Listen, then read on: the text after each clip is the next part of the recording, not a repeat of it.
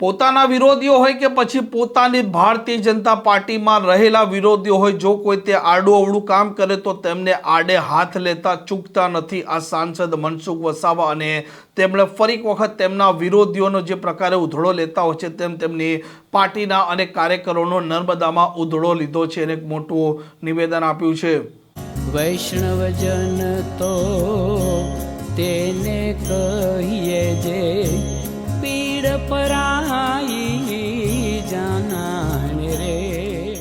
નમસ્કાર, આપ જોઈ રહ્યા છો નવજીવન ન્યૂઝ અને હું છું આપણી સાથે તોફિક ગાંચી. અવારનવાર ભરૂચ ભાજપના સાંસદ મનસુખ વસાવા તેમના વિરોધીઓ છે તેમના પર વરસતા હોય છે અને ખાસ કરીને તેમના જે કટ્ટર હરીફ છે ચૈતર વસાવા તેમને પણ તે આડે હાથ લેવાનું ચૂકતા નથી ને ત્યાં સુધી કહેતા હોય છે કે ચૈતર વસાવા આ કોન્ટ્રાક્ટરોને દબડાવે છે, ડરાવે છે, અધિકારીઓને ડરાવે છે અને કમિશન ખોરીનો ધંધો કરે છે અને તોડ પણ કરે છે. તેમના આ આરોપથી અનેક વખત નર્મદાની રાજનીતિ ગરમાઈ છે અને સાંસદ મનસુખ વસાવાના તેવર અવારનવાર તેમની પાર્ટીના કાર્યકરો અને નેતાઓના સામે પણ આકરા હોય છે અને અધિકારીઓને પણ તે ખખડાવી નાખતા હોય છે. અને ફરી એક વખત આ સાંસદ મનસુખ વસાવાએ નર્મદામાં એક મોટું નિવેદન આપતા કહ્યું હતું કે પાર્ટીના લોકોએ લોકોના કામ કરવાના છે. બસ સ્ટેશનની જ્યાં જરૂરિયાત છે ત્યાં બસ સ્ટેશન બનાવવામાં આવે, ત્યાં શોપિંગ સેન્ટર બનાવવાની કોઈ જરૂરિયાત નથી, અન્ય પાર્ટીઓની કોપી કરવાની કોઈ જરૂરિયાત નથી, કમિશન ખોરીથી પણ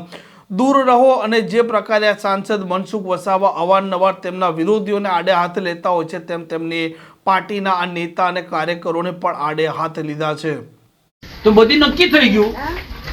આ જિલ્લા પંચાયત વાળાએ આપણા ધારાસભ્ય બધા ભેગા થઈ ને શોપિંગ બનાવવાના, રાજપાડી શોપિંગ, અહીંયા શોપિંગ, બીજા અલગ અલગ સારા બી કામો લીધા છે, એને આવકાર્ય છે.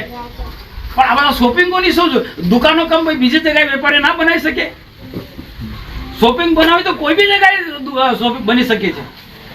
હવે બસ સ્ટેશન ક્યાં બનાવશો તમે? કેમ બસ સ્ટેશન નથી બનાવતા? ઠરાવ થયો કે જિલ્લા પંચાયતમાં એને કાઢીને તમે શોપિંગ બનાવવાની, કમ શોપિંગ બને એટલે ટકાવારી મળે.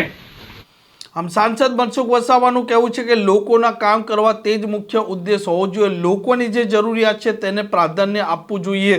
શોપિંગ સેન્ટર બની જવાથી લોકોના પ્રશ્નોનું નિરાકરણ નથી આવતું, પરંતુ શોપિંગ સેન્ટરની જગ્યાએ બસ સ્ટેશનની જરૂરિયાત છે અને બસ સ્ટેશન બનવાથી લોકો છે તેમને સરળતા રહેશે તેવી પણ તેમણે વાત નર્મદામાં કરી હતી. ને તેમની પાર્ટીના કાર્યકરો અને નેતાઓને તેમણે એવા સમયે ટકોર કરી છે અને એવા સમયે ખખડાવ્યા છે જ્યારે અત્યારે સ્થાનિક સ્વરાજની ચૂંટણીઓ યોજાવાની છે અને આવી સ્થિતિમાં તેમનું આ નિવેદન સૂચક અને મોટું માનવામાં આવી રહ્યું છે.